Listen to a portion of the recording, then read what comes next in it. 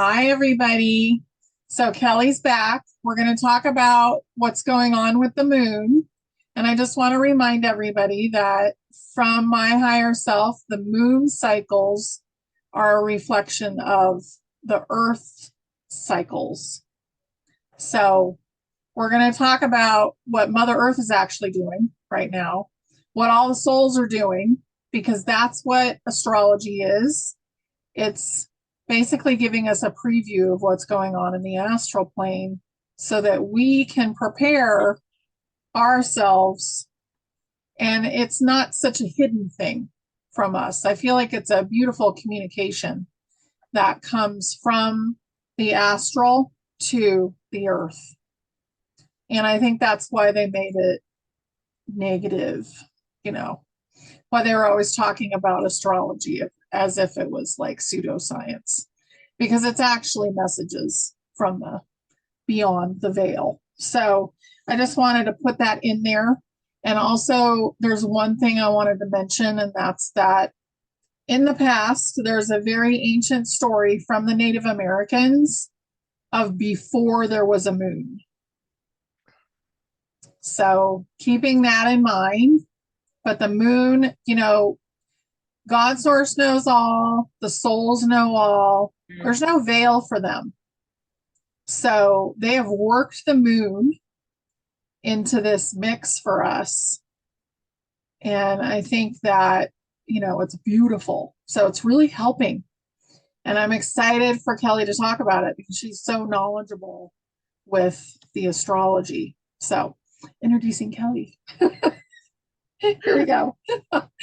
Hello, I love what you just said, honey. When we look at the moon, sometimes we can see it during the day, right? And it's like the blue sky just comes right through the like, I don't know if we can call it laciness, but the whatever the plasma fluidity of the moon is, it is a friend, it has a lot to do with our experience and nature and something very deeply personal inside of us as well, astrologically.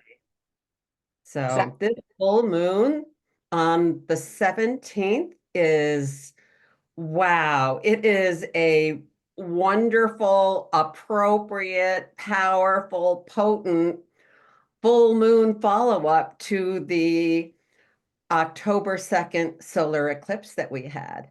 Solar eclipses are pretty powerful and they're on new moons, and this is the full moon of that eclipse. So we would expect, like, after that eclipse, what kind of full moon could this be? And it has a very strong pattern, and we're going to look at two patterns with this moon. So shall I show you? Let's bring it up. Um, okay. So here is the moon chart, the full moon chart. You can see what time it is for you. I've done it for my time zone, which is Eastern Time, US. And I'm pointing out these two patterns in the full moon. One of them is a grand cross, a big red square there. And the other one is a green triangle. And these are both very powerful patterns one's called a grand cross and one's called a grand trine. So they're very powerful patterns and that that complement each other in a certain way.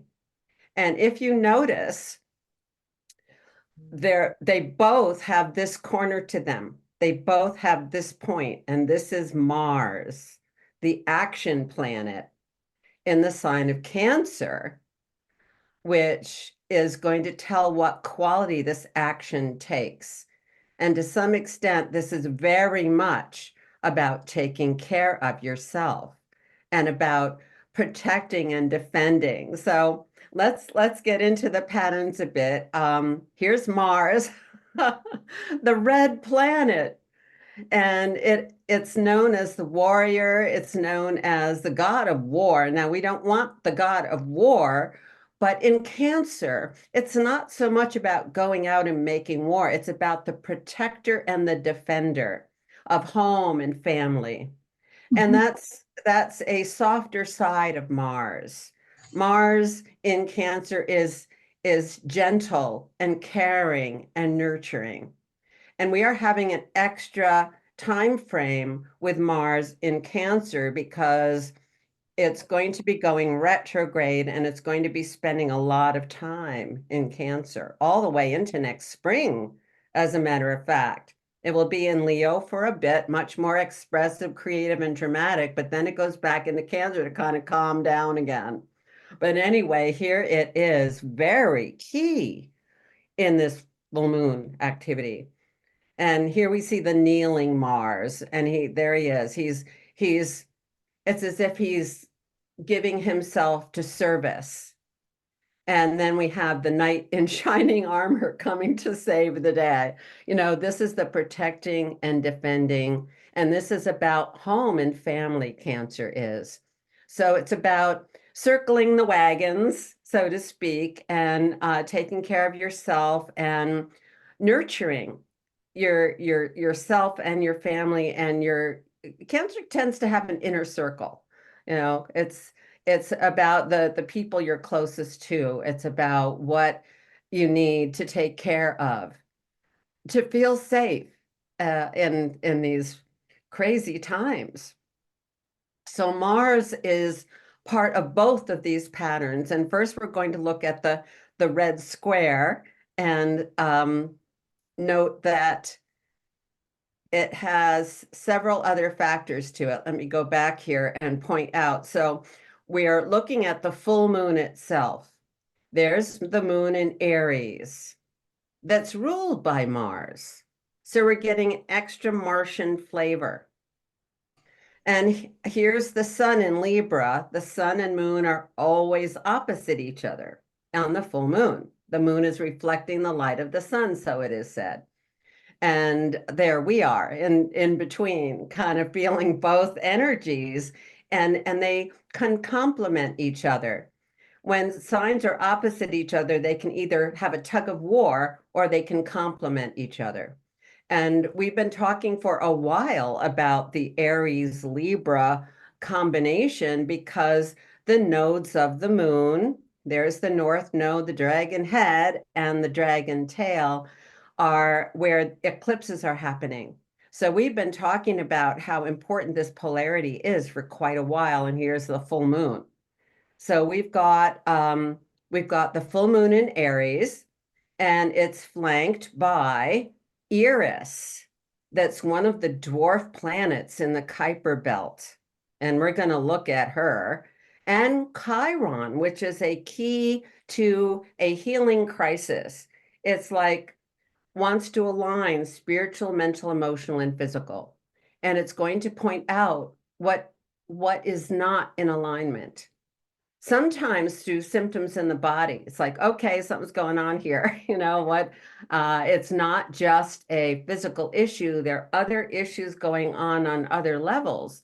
And we may be becoming very aware of these more on this moon. And it's not just personal issues, it's collective healing as well that's being called for. So there's the sun in Libra.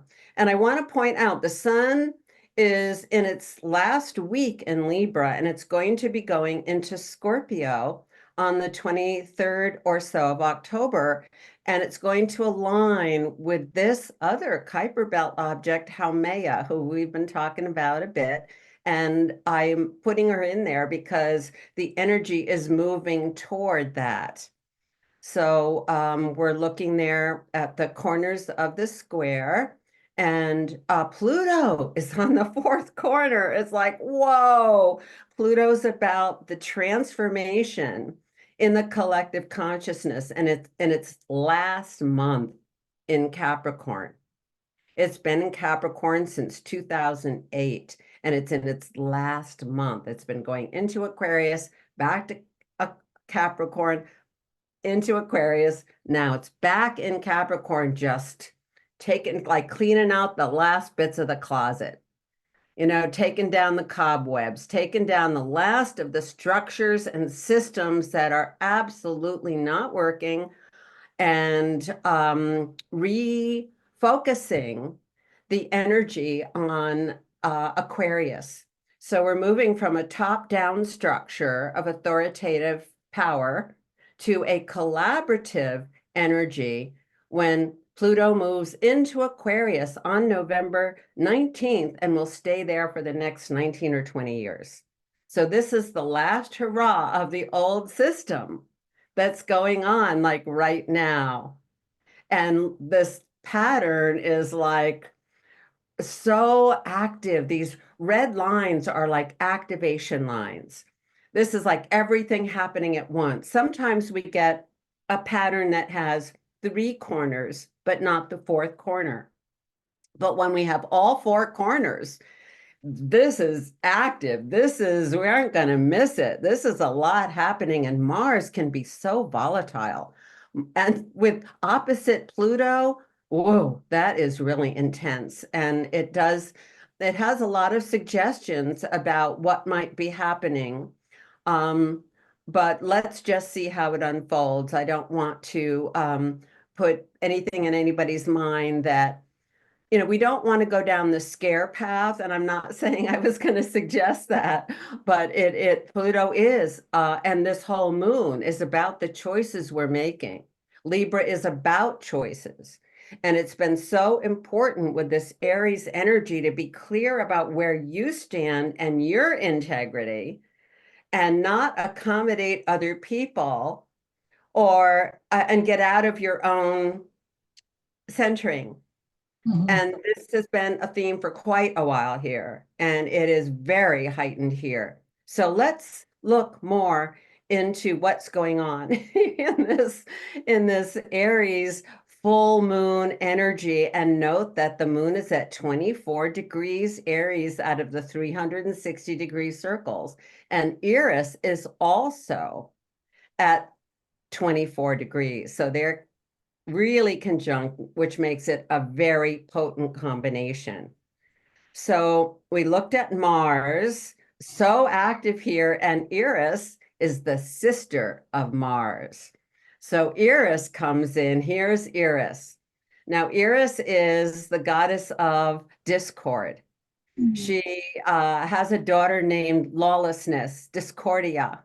She is the goddess who threw the apple into the Mount Olympus feast, and it said, "For the fairest," and all the goddesses squabbled over it. And Eris was not invited. She's a troublemaker. We don't want her at the party. And so she threw that apple in, saying, "You think I'm the bad one? Look at these goddesses. Look at their jealousies. Look at their squabble. They're no better than me." So she tends to be rather contentious. Mhm. She's brings things up that need to be brought up. She's like, let's get this out, because if nobody's talking about the elephant, I'm going to ride the thing. So Iris is like on it. She's like, okay, let's put this out there. So there are all kinds of little bombs coming, like that apple. She can throw it like a little bomb.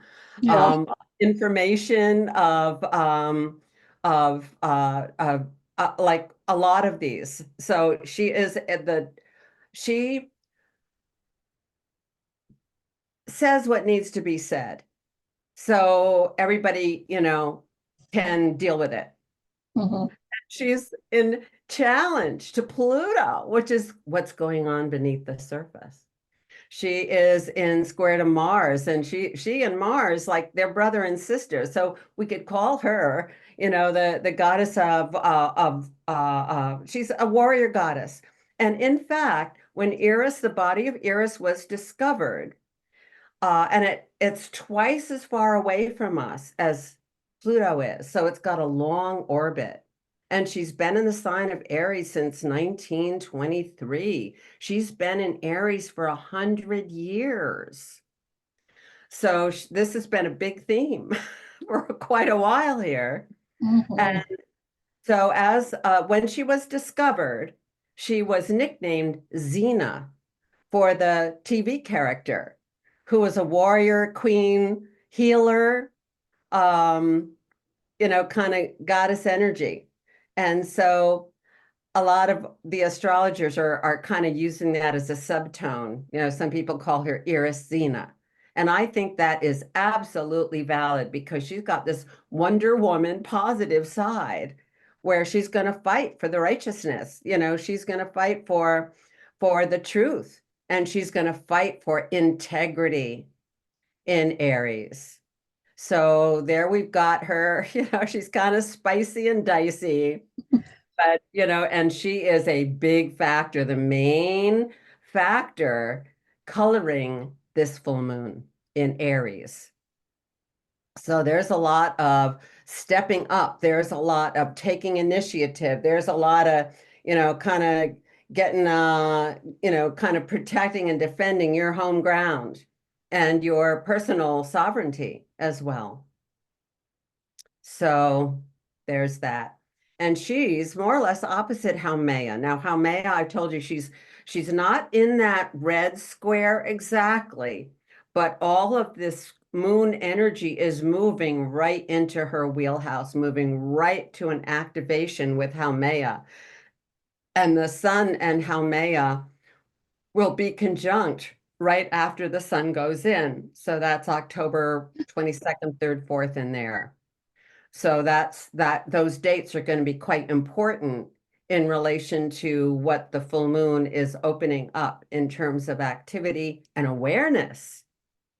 So Haumea is the Hawaiian goddess of childbirth, and she gives birth to everything. And when she gives birth, then she renews herself. So there's a kind of self-renewal that's going on with the full moon in Aries saying, come back to yourself, get in your center. And Haumea is now in Scorpio, where she's feeling the urge to like give birth to something, and it's welling up in her and it's gestating. And aren't we feeling that we're done with the old? This is such a turning point in that regard. And Haumea is saying, yes, let's gestate the new. Let's empower what it is we truly want and desire. Mm. So powerful energy, that one. Yeah, this is so good. I I love love it. Yeah, I love it. I know it's very exciting to astrologers that all these new things have been discovered. Some are like, oh my God, I can't handle anymore. But this is a new level of consciousness that we're being invited into. And most of these new um, Kuiper Belt objects are being named for indigenous creator gods. Now, I'm not sure we can put Eris in that category, but I think we ought to give it a try, because they're about quantum consciousness. And at first, I was ignoring Eris, like, I don't like that girl. She's a troublemaker. And then it's like, wait a minute, she's got that other side to her. She's got that Xena side, you Mhm. know, that might be her true character. If we look beyond the Greco-Roman pantheon, which is not always very complimentary of the feminine, and we have all these new creator deities now. So Haumea is one of the most beautiful. She's the aloha energy. So so what else have we got? So here is the dynamic we've got going on. And we need to remember that Mars is activating this whole dynamic here. So we've got Iris, Xena, and we're seeing some keywords. So if you want, to look at this, this can be very helpful. I said she was contentious. She's impertinent. She stirs up controversy to shake things up. She questions the status quo. She reveals the undercurrents, and she's very strategic, and she's got that Xena warrior healer side. And there's Haumea in Scorpio, where she has this deep, like womb generative capacity. And I came up with the phrase seminal inspiration, which is, what is she being impregnated with? What is the inspiration that is building inside? What is that? What has been seeded in us that we are now gestating and preparing to give birth to? And she's all about that gestation process. Like, how do we take care of that vision, that inspiration, that motivation, that deep desire that we don't even at first maybe even know what it is, but we're feeling it. And that passion and that erotic intensity is getting very activated. And Eros is the god who creates from chaos. And are we in a bit of chaos or what? So we've got that chaos, and we're looking for that heart of the chaos that is the seed that unfolds into what is coming out of this chaos and gives us a center point to focus on. So again, she's about self-renewal and this caring and nurturing of ourselves so that we maintain the health of whatever it is we're gestating. So a lot of these creator gods stimulate the imagination and the intuition in terms of what we're seeing and where we want to be heading. So it's image in action. And this is an active moon. This is a take action kind of moon. It's not a time to sit back at all. And she has that underworld tone too, that is like the volcanic richness of the fiery lava that comes out from beneath the earth and creates new land, and is very fertile. And once it settles down after destructing what needs to be gone, it fertilizes and brings new life forms in. So she's the mother of Pele, the volcano goddess. Mm. And then they're both working with Pluto, who's just about to go back into Aquarius, right in this in-between space between the old and the new. And how can we find the balance between that? And the scales are tipping. It's tipping to the new.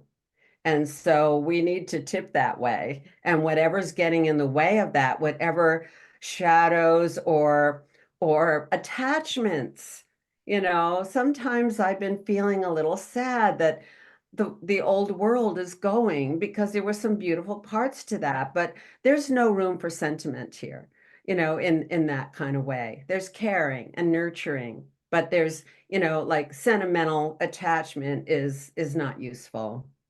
So Pluto is helping transform and redesign all the old structures and systems falling apart, and we're finding new ways and means that are being designed, and even in literally the design of our world.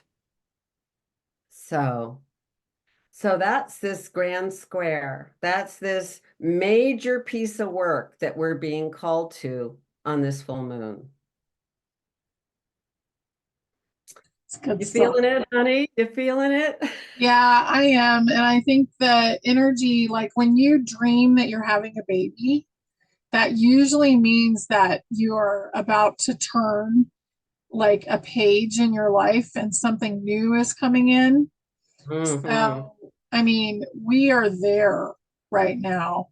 And all of it is about like allowing it to come in and clearing anything away inside of us that's saying, oh, I don't know, like any kind of thing that's in the way. It's not about when is it going to happen. It's about keeping yourself as clear as possible and keep digging into anything that feels like resistance to creating new.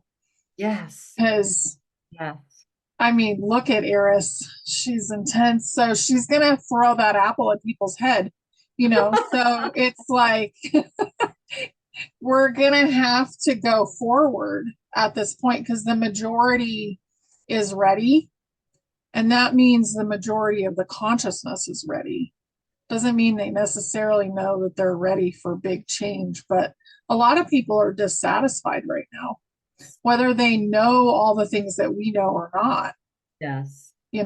So it's going to be pretty amazing and very shocking for some people and very exciting for Yeah. others. It's like what you say, some people like they know something's wrong, they know this thing isn't working, they're not happy with the choices they see in front of them in some ways, and it's like, but they don't know what's next. They don't know, they don't have the vision yet. But it's welling up. It's welling Yeah. up in the collective consciousness, and it's like the 100th monkey. It's going to be shared. It's going to seed itself around, and people are going to get motivated in their own lives to Mhm. grow and make improvements and know that it's time for growth. That's the cancer theme. It's about growing. And sometimes cancer is hesitant. It's like, is it going to be okay? And it's like, we can't even think about that now. We've got to go. We've got to do what we've got to do. And feel the inspiration coming from inside so we can trust that. No time for ambivalence here. It's kind of an all or nothing energy, especially when we get further into Scorpio. So, yeah, so this is quite a dynamic we've got going on here. So good. So good. Yeah.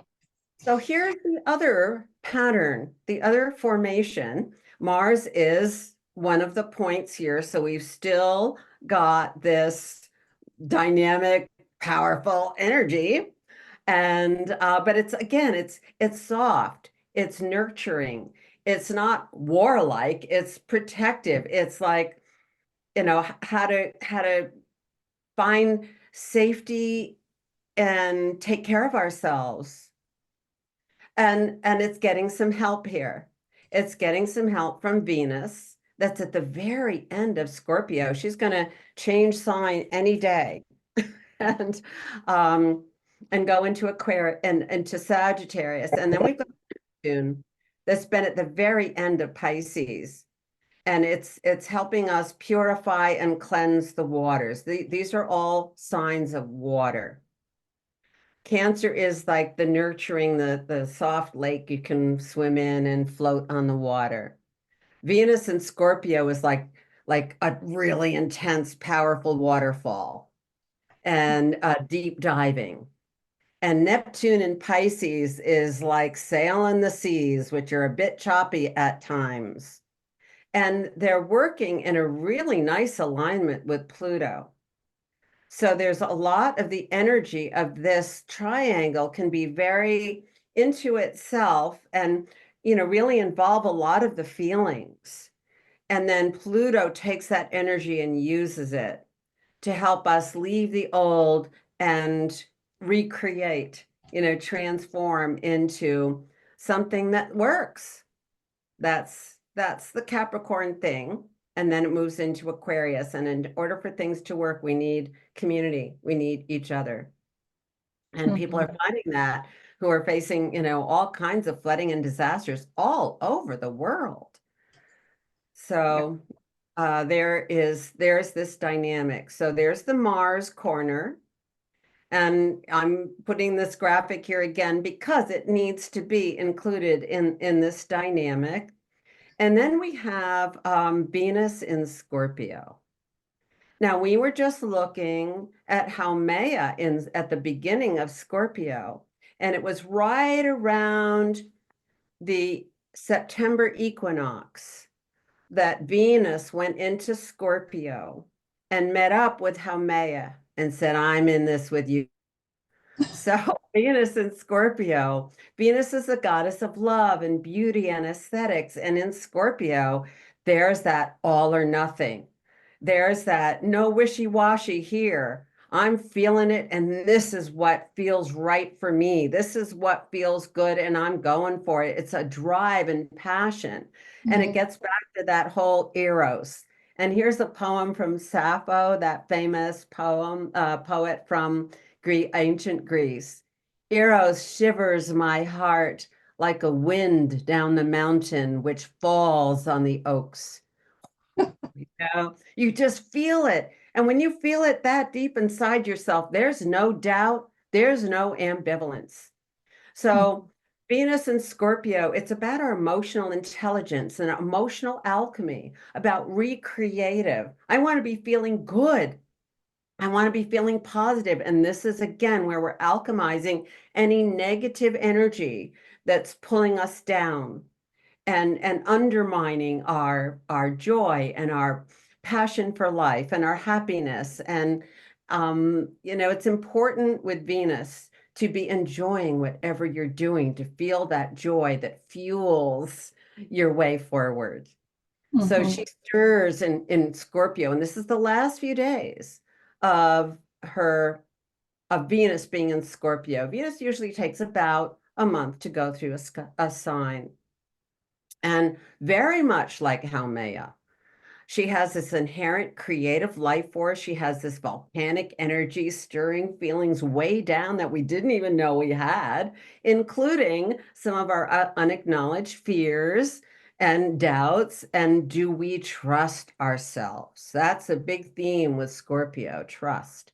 Do we trust ourselves? Do we trust our feelings? When we're picking up on something, and nobody else is seeing it, do we trust our insight here? Do we look deeper into that? Do we figure out what is this about? What am I tuning into here? Scorpio can be quite psychic. It's a very esoterically interested sign. So here's Venus, like, what am I feeling? Why am I feeling this, kind of energy? So it's very psychologically acute. And it's, the function of the erotic is to encourage excellence and to evoke the desire, the will, and the power to pursue it. So here's what Venus has been doing ever since for about a month now. And here's the question, do you feel that longing that is the source where you come from? This is very deep inside ourselves, that Haumea womb energy is where our soul spark lives. And we're giving more expression and birth to what is coming from that place that we feel with our hearts as well. So this is a photo I took at a voodoo temple in New Orleans, by the way. Funny. So here they are. Here's the other pair we're looking at here because they're both in Scorpio and they shook hands. They gave a hug a long time ago, a month ago now. And one more comment about Venus in at the very end of Scorpio. It's about to go into Sagittarius. So here we are feeling like, where is that desire coming from? And then it goes into Sagittarius to direct the arrow into that vision. It's kind of like the Zen archer. We get the bow and arrow ready, and we close our eyes and we feel, okay, where's that target? And it's like there, and we go for it. So it's the deep desire and impulse that fuels our vision forward and activates our intuition from this very deep place. Mm-hmm. So that's going on. And then we've got Neptune in Pisces. And Neptune is the god of compassion. Pisces is the sign of compassion and sensitivity and unconditional love. But Neptune's got a really stormy side. And this, I love this image that I found online, and it's like he's riding the whale, Yeah. under the water. Well, that's Scorpio's realm, but nevertheless, there's Neptune at the very end of Pisces, and it's now backing up to, as I was saying, kind of clear and purify the waters so that we're not taking on negative energy that's all around us, that we're like, I'm not going there. I don't want to be feeling that. Venus and Scorpio is helping us like rework any negative feelings that we're taking on and looking at where's that coming from? That's not me. So it's about purifying the waters, but it's also this kind of, underwater energy that I love the riding the whale because whales are high intelligence. Mm-hmm. And so it's also a bit of a stormy god because in Tolkien's mythology, Ulmo is the god of waters, is the god of the ocean. And Ulmo can get very stormy. And it's only his feminine that can kind of calm him down a bit because he can get like, he can take that trident and stir up a storm. And have we or have we not been having a lot of storms, especially water storms? Mm-hmm. So this gives us a capacity again, coming from the divine feminine to calm those storms, to put our compassion and our love into that storm energy and calm it, quell it, soften it. And I think we've been successful in doing that recently. And let's keep going. Let's keep doing that. So this is the deep waters, and there are waters above and waters below. This is like really the cosmic sea. This is the sea of consciousness also that we're talking about here. So this is very powerful. And the other thing I like about Ulmo is he's about the song of the water, the song of the sea. And he stays by the sea because he just loves the sounds coming from the sea, like the song of the whales and the dolphins that are singing what kind of songs to us. And they're arising from deep in our spiritual field Mhm. where the songs are enticing us. There's like, we follow the sound, we follow the light, we follow our soul follows that trail. So this Yeah. is very extraordinary. And Neptune is it's going back over, it's purifying the waters at the moment and for this full moon, but it will be turning forward in December and starting to head into the new year and go into the sign of Aries at the end of March.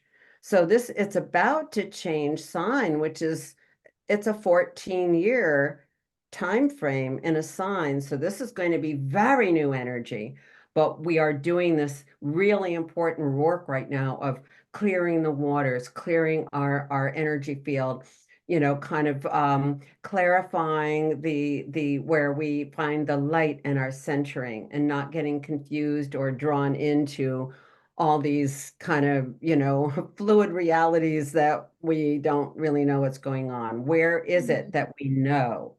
Where is it that our intuition is striking a chord with our divine intelligence? Love it. And there we have this pattern again, and these two interlacing, powerful, powerful patterns going on.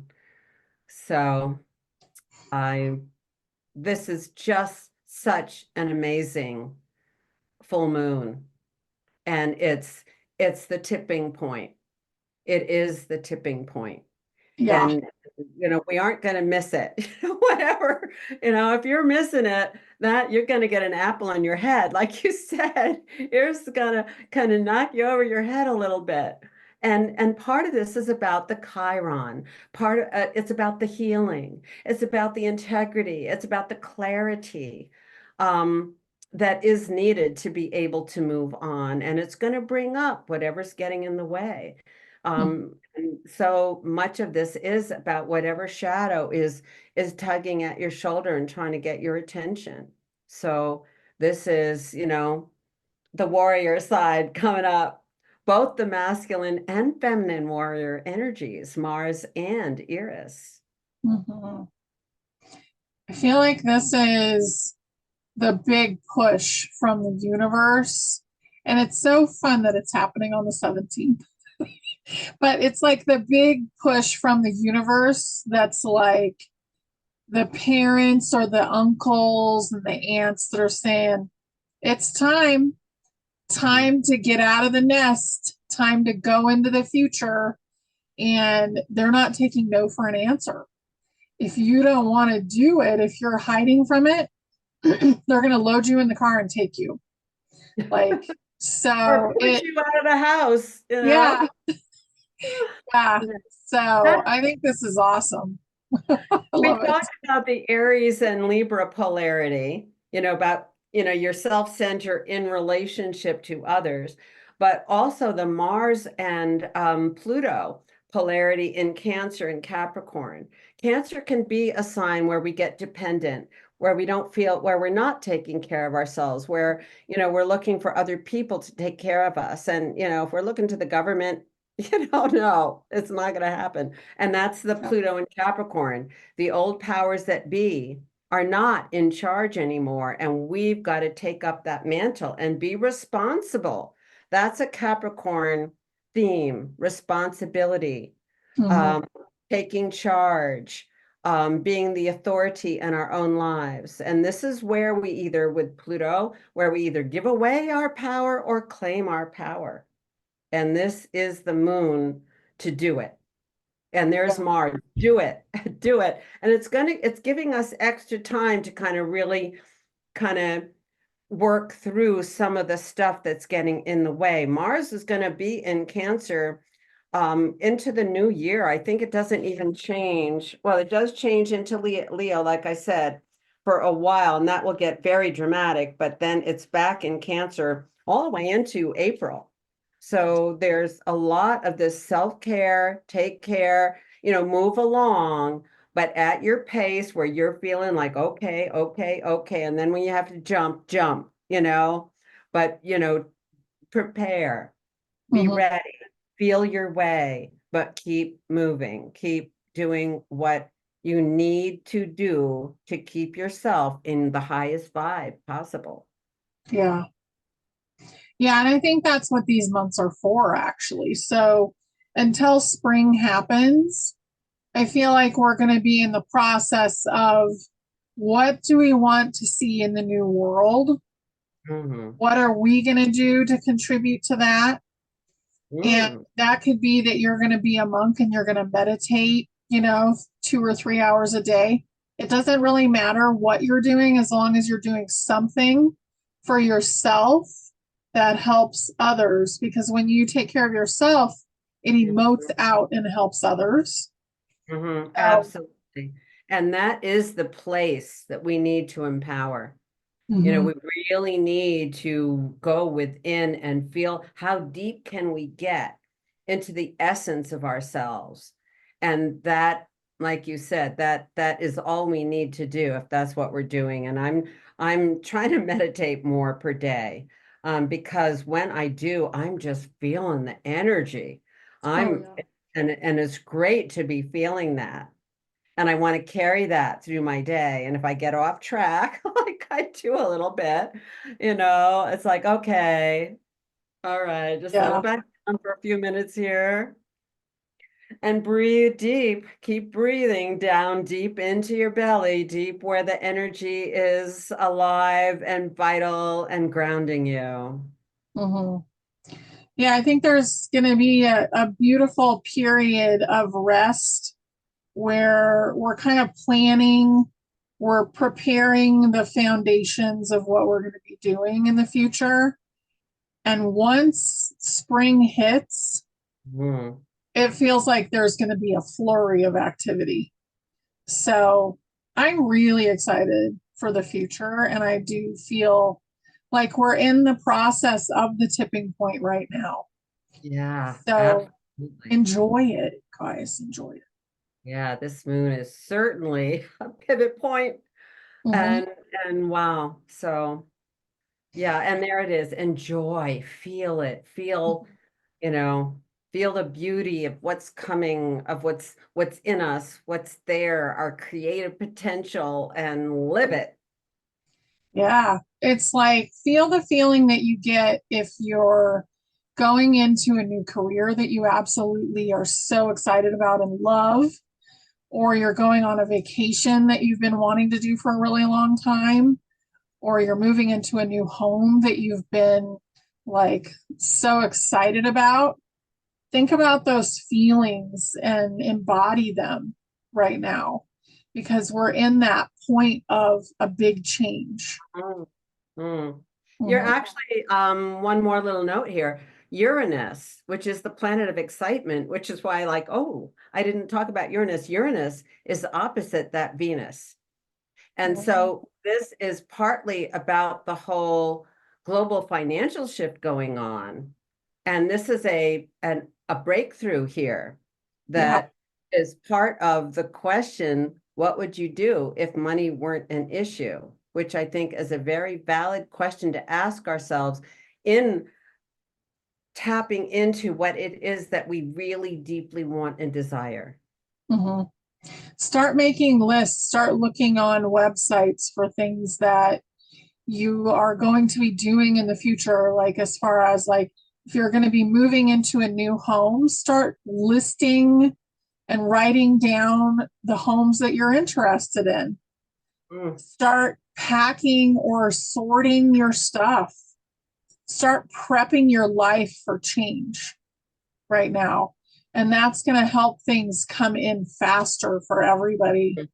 And that's how I moved to Colorado. I didn't know where I was going to live. I didn't know if I was going to get a transfer because I was working for corporate at that point. And I started packing.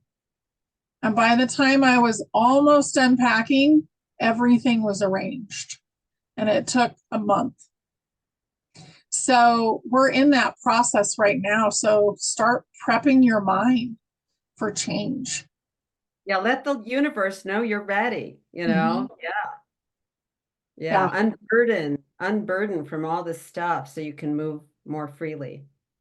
exactly. Like the things that you don't need that you've been wondering, should I throw them out or should I give them away to somebody else if they're still in good working order? Just, it's a great time to do it now. And what do you do with all your old photos? It's like there's where the sentimental thing can kind of get in. You can keep them. I don't feel like there's anything that if you are loving it and enjoying it, then keep it. But if you have things like maybe you bought a new set of dishes and you don't need the old set, go ahead and give them away now. Let go of the things that you no longer need. Somebody else can certainly use them. Absolutely. This was so beautiful, Kelley. Thank you. Oh, thank you.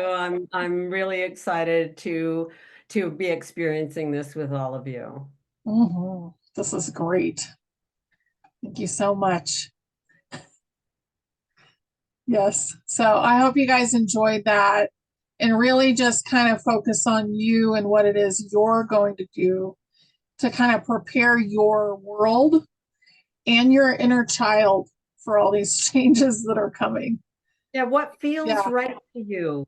What feels tuned in? Listen to your feelings. They're a valid, quality of intelligence.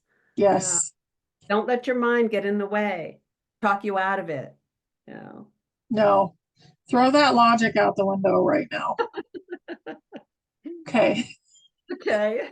Thank you. Thank you, Kelley. This was beautiful. And all of Kelley's information is right below the video. So if you want to get in contact, definitely do it. Yeah.